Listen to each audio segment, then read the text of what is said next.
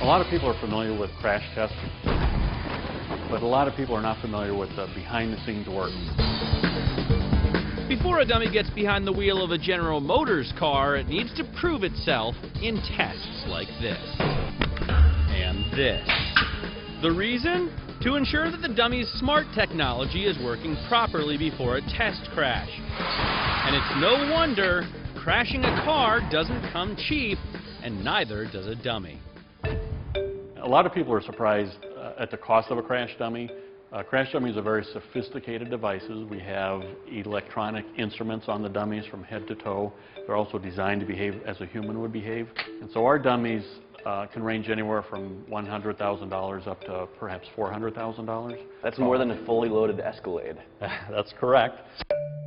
For such sophisticated dummies, they have some pretty old school, like jazz shoes on. For some of our dummies, the shoes are actually regulated by crash test regulations. The reason the clothes are pink, it offers good photography in our crash test.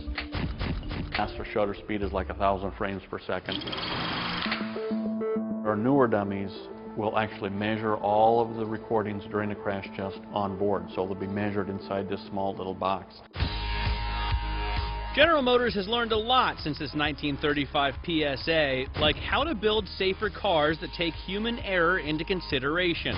Even with more drivers on the road, crash-related fatalities have dropped dramatically over the past 50 years. As cars get safer, it could reduce the $115 billion insurance companies pay out to policyholders each year. And passing crash tests is only getting harder. As technology evolves, automakers are being forced to redesign cars to keep up with more and more rigorous standards. That is why GM is investing so much into making smarter dummies.